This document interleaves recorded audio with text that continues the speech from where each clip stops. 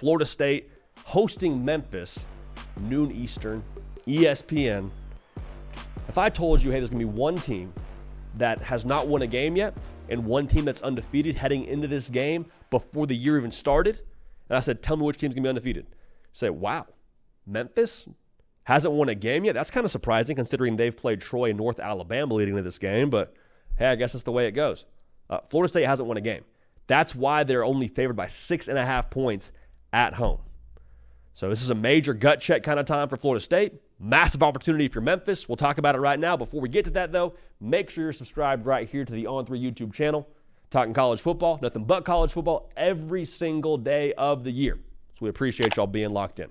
So Florida State, man, the question I have for them, how much pride is there internally? Because at this point now, you've lost 2 games. College football playoff feels a little bit like a pipe dream.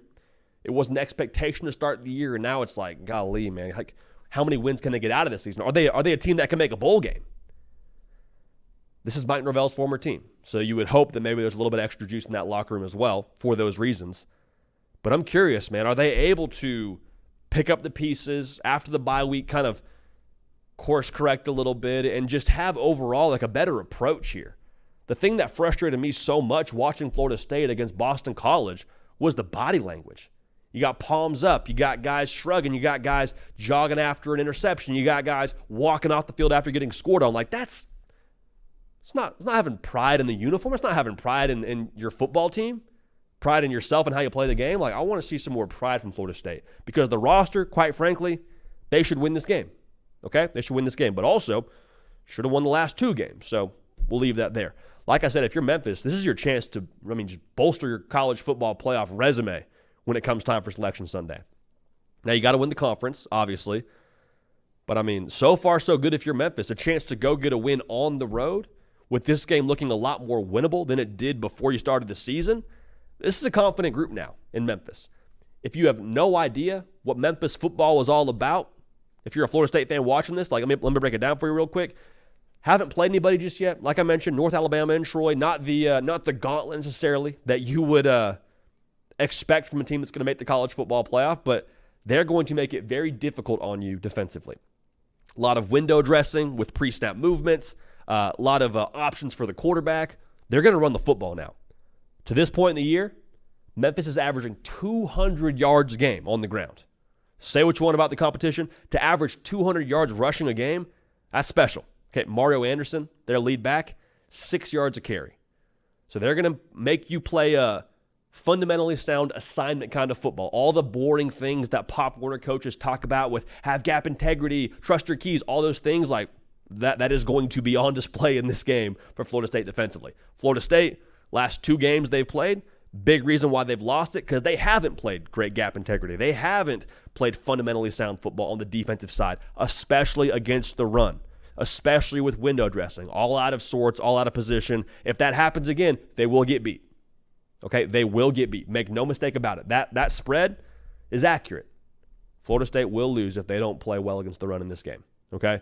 Now, as much as we talk about Memphis, this game is about Florida State. It is. It is. Like Florida State, they have a better roster.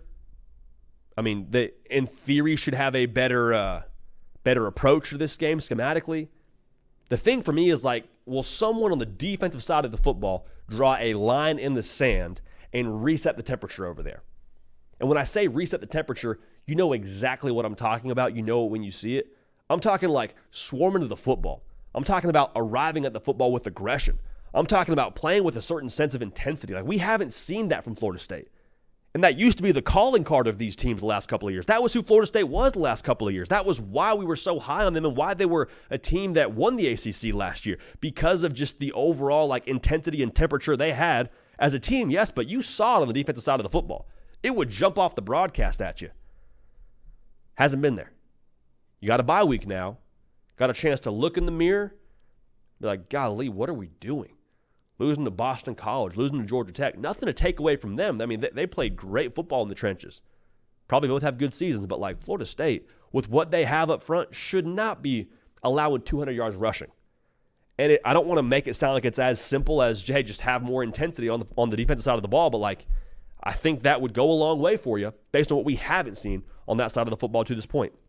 Now, offensively, I don't want to get too in the weeds schematically and say that I know exactly what Florida State should or shouldn't be doing. From the outside looking in, I'd love to see them open it up a little bit more. I thought before the year started, Florida State would be like a 60 to 57% run the football kind of team. Haven't had that kind of success. That's on the offensive line. It's on the running back room.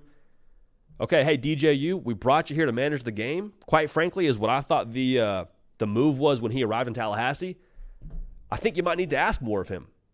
Because in spurts now, end of the Georgia Tech game, at different points throughout the Boston College game, I think you've seen some good things from DJU. Now, you've definitely seen your fair share of bad, so I'm not going to bat and saying that he should be up for like the all-ACC team, but I do think that it would be a good move overall to pass to open up the run.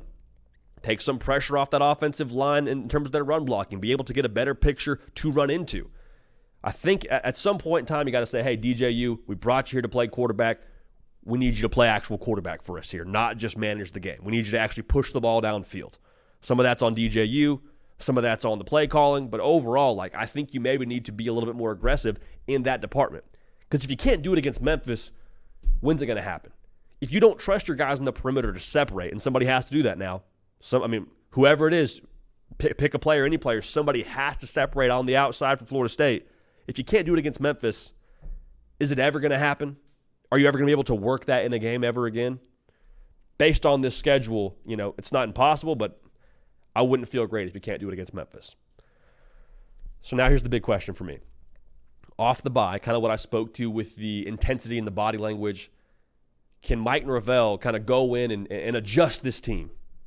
You go to the chiropractor and something just feels off, and then you go in, you get a few things clicked here, clicked there, and they tell you to breathe deep, exhale. They push on your chest, and you feel every bone in your back crack, and then you're like, oh my gosh, I feel so much better.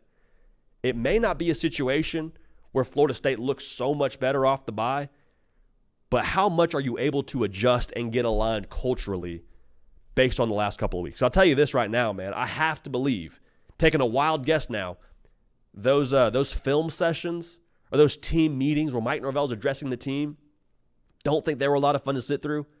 I don't think it was all like hey, we got to figure it out. Hey, let's come together. I think it was a lot of probably like, hey, look in the mirror. What are we doing right now? We're 0-2. We're a team supposed to win the ACC. So all that's to say now, I think Florida State, I do think they pull it together. I think the bye week does them well. I think the look in the mirror you would hope does them well. Because if they lose this game, man, I don't know what to tell you. At that point, you'll really be palms up, lost for words for Florida State. I think they go out, play with a lot more pride. I think it is kind of a dogfight now. I think that Memphis is able to get some kind of push up front. I think that DJU has a better day than we've seen. And I think that Florida State gets a little small exhale. I think they win. I'm not going to take them to cover. I don't feel good enough to take them to cover. I'll take them 28-24, defending home turf and getting a win. The Hard Count is brought to y'all by our friends at Roback. Roback, too, they've been with us for a while now. There was a point now where this show, The Hard Count, was taking place in a lobby in Waco, Texas. And Roback was rocking with us then. They're rocking with us now. So y'all know how much I love Roback. Wear them all the time for a reason. They have the best active wear on the market. If you need a polo to last you the entire day on a hot game day or maybe even a crisp game day now, moving into football weather, Roback, they're your answer. If you need a hoodie, Roback, also your answer. If you need comfortable shorts, look nice, Roback, you guessed it, they're your answer. Roback just released now their new licensed game day collection. I'll tell you what, it's awesome.